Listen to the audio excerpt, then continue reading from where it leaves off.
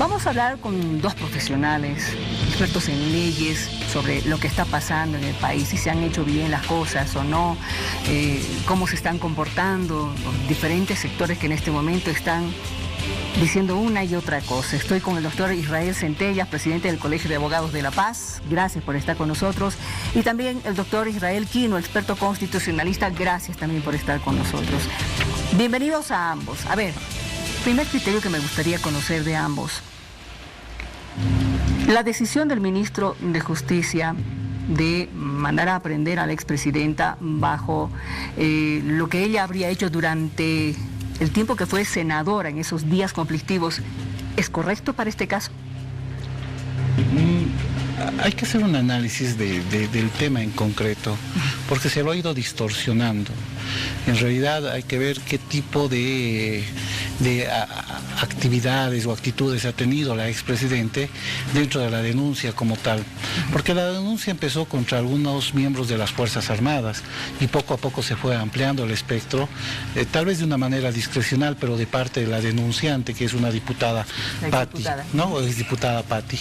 En tal sentido, pues hay que determinar si es que existe esa probabilidad de autoría. Ya más adelante de que un ministerio como tal de justicia involucre en temas de carácter particular, pues eso rompe un poco lo que es la separación y la independencia de poderes. Pero creo que ellos no han sido quienes han iniciado como tal, pero hoy en día a partir de los fallos, de la emisión de fallos, están sacando algún tipo de comunicados. Por ejemplo, el tema de que van a llevar adelante un proceso penal contra la juez, o que tienen por la probabilidad de llevar... a Yacir Molina.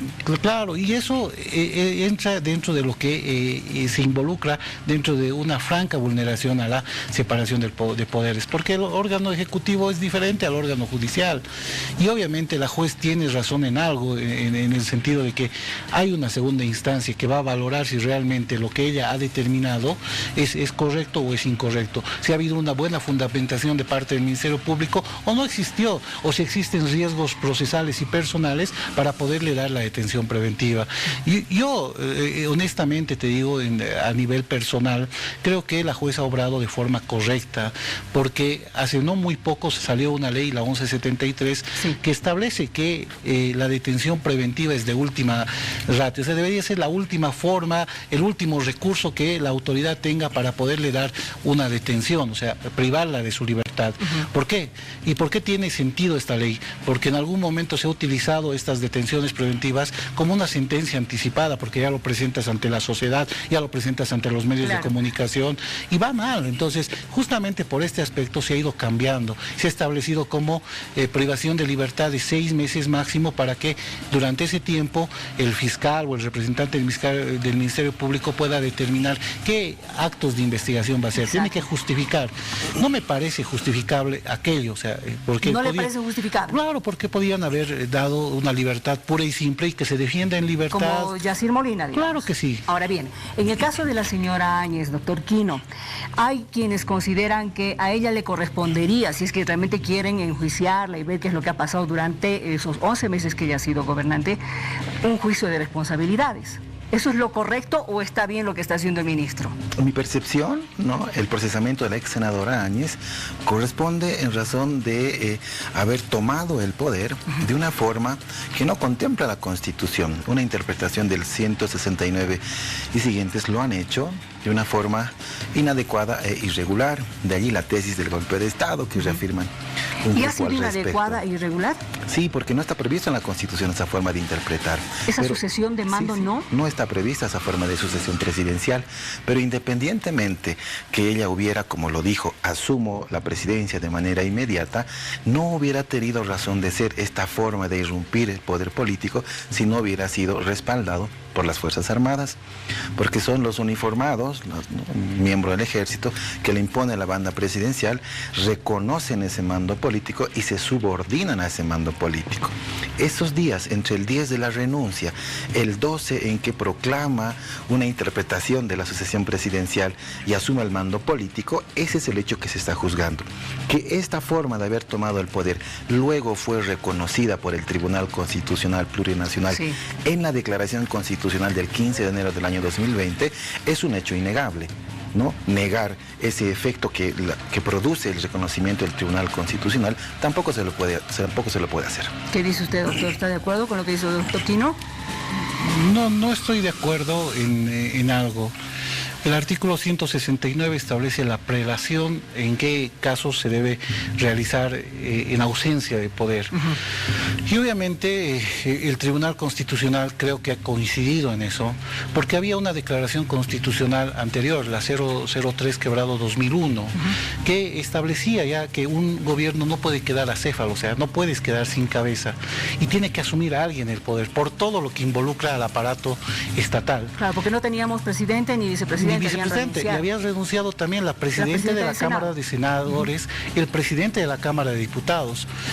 No se contemplaba el tema de las vicepresidencias, pero está dentro del reglamento de debates de la Cámara de Senadores y de la Cámara de Diputados.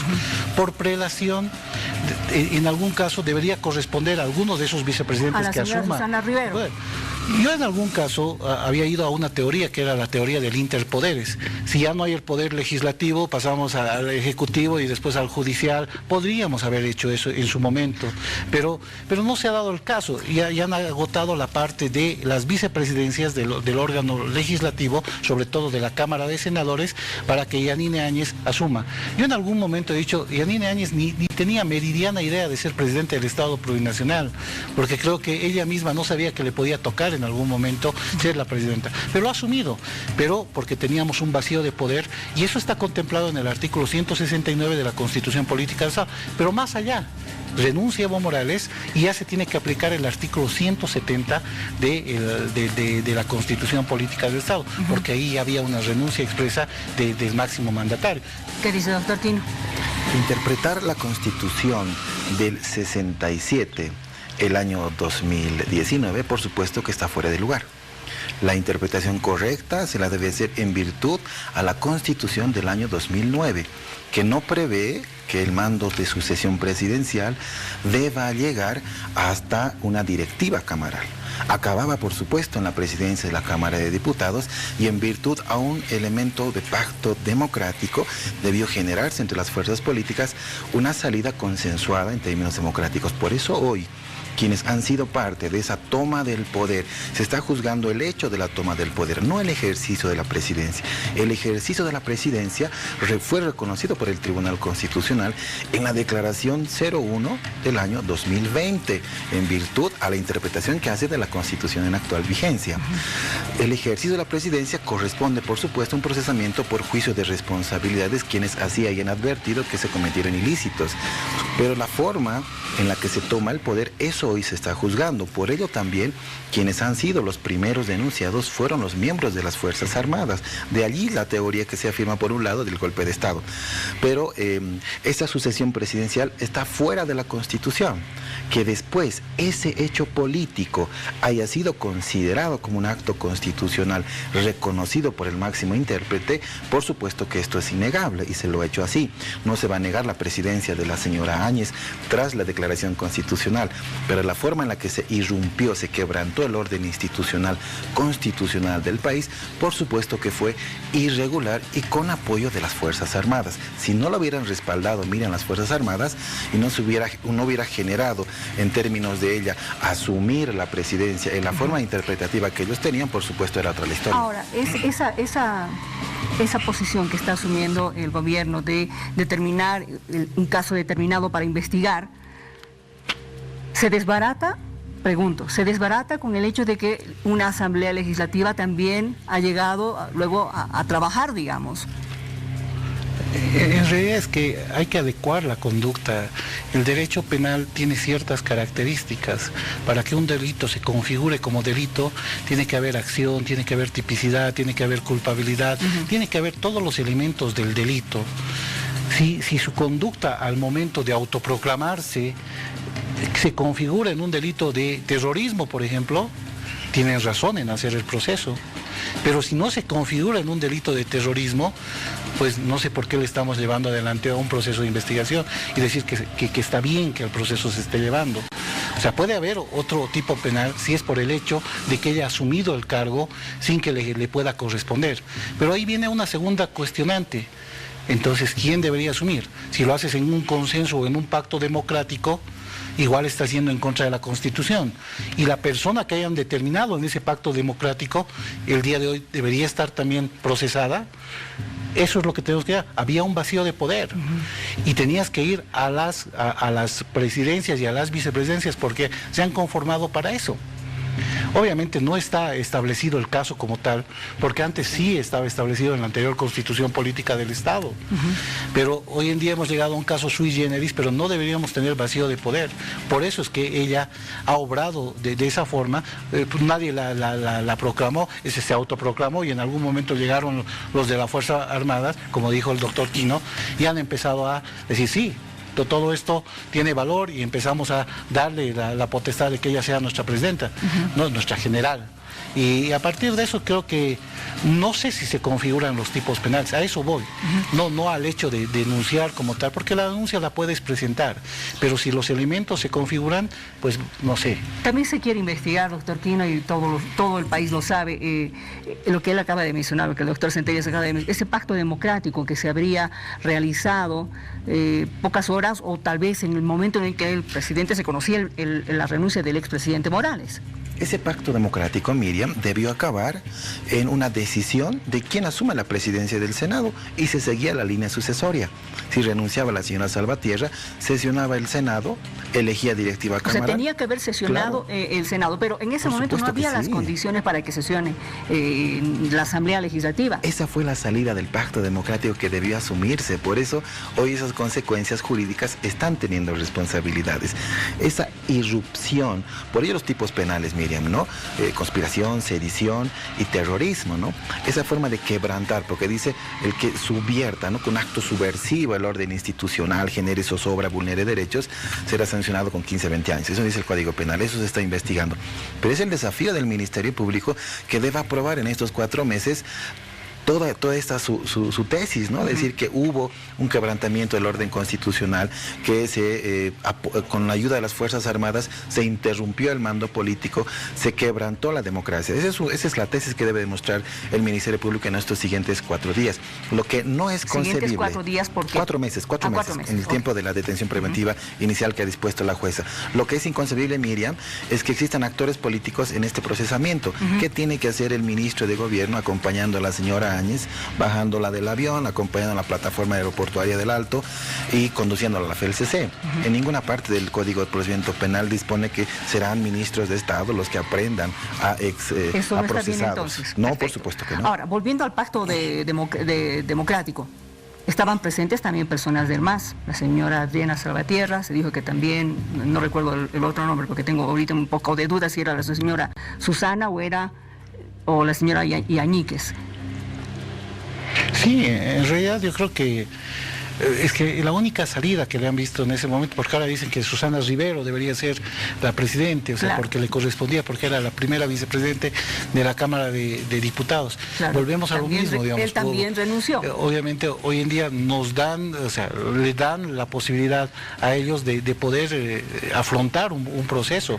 Entonces eso es, o sea, dan la razón en el sentido de que se podía ir a las directivas de las cámaras de senadores y de diputados. Se agotaba la Cámara de senadores y recién se pasaba a la de diputados, o tal vez era primer vicepresidente y después primer vicepresidente.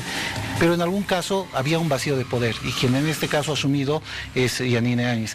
Pero yo pienso que no configuran los delitos, la verdad pienso, pero obviamente será el Ministerio Público quien con un proceso de investigación pueda llevar a una acusación y posteriormente en un juicio oral pueda determinar la autoría de este delito, ¿no?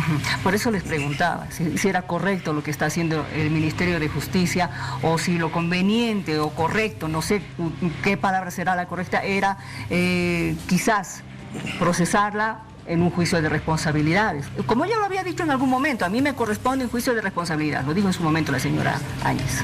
Sí, Miriam, lo que está haciendo el Ministerio de Justicia es preparar esas 4 proposiciones acusatorias que van a ir vía juicio de responsabilidades. ¿no? Lo que está haciendo el Ministerio Público, la Fiscalía, es procesarla por 3 delitos y a 2 no están como exministros, Miriam, son exlegisladores, ¿no? Tanto el señor Coimbra como el señor exministro de Energía, Guzmán, creo que es. ¿Ya ha explicado por qué? ¿Por qué a los exministros? Sí, no exministros, en su condición de exlegisladores. Uno era como diputado, exlegisladores, uno ya. era diputado y el otro era representante supraestatal, que participaron en esa sesión y por ello ingresan a ser procesados hoy cautelados, ¿no? Entonces, no es que se está procesando a la expresidenta y a los 2 exministros, sino son 3 exlegisladores, la exsenadora, un exdiputado y un exrepresentante supraestatal. Esa es la configuración. ¿Se sospecha que ellos han formado parte de esta, como dicen, conspiración o sedición? Sí, esa es la tesis del Ministerio Público. Para que entendamos mejor. Esa es la tesis del Ministerio Público, que debe demostrar en los siguientes 4 meses que evidentemente ellos fueron, ¿no?, quienes irrumpieron, quebrantaron el orden constitucional con apoyo de las Fuerzas Armadas. Por ello, cuando se presentan, ¿no?, y se presentó el comandante del ejército de ese entonces, se dispone su inmediata aprehensión y se los remite con detención preventiva. Ahora, porque han sido los actores principales. En una entrevista virtual que dio el ministro de Justicia, doctor Lima, cuando le preguntaron justamente esto, ¿por qué no un juicio de responsabilidades a la primera, no? Señaló de que porque en la Asamblea el MAS no tiene 2/3. Claro. Es obvio, ¿no? Y tal vez no va a poder con un juicio de responsabilidad. Pero más allá de eso, yo creo que es el camino correcto. Si realmente... El juicio de responsabilidades. Porque hay elementos. Ha habido actos de corrupción durante su proceso, durante el tiempo que ha durado su mandato. Yo te aseguro que la gente no estaría en las calles si se lo hubiera procesado por actos de corrupción.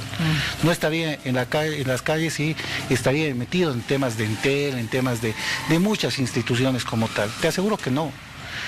O sea, han empezado a polarizar a la gente y eso está mal, porque ya se lo ve desde un abordaje político y la mayoría de los que opinan son políticos, entonces van hacia el lado que más o menos les lleva a ellos a hacernos razonar. Claro. Entonces eso tiene que acabar y el abordaje tiene que ser jurídico. Entonces, cuando escuchamos la explicación del doctor Israel Quino, vemos que hay coherencia, digamos, en un proceso de investigación, pero también hay que saber si se va a poder justificar el mismo dentro de un juicio oral. Doctor Centellas, gracias. Doctor Quino, gracias. Es bastante polémico el tema, ¿no? Hay que encontrarle realmente una orientación y además una clara explicación a todo lo que está pasando. Les invito para una segunda intervención porque tenemos muchas cosas todavía que hablar, esto de la conspiración, la sedición, todo lo que se está hablando en este momento.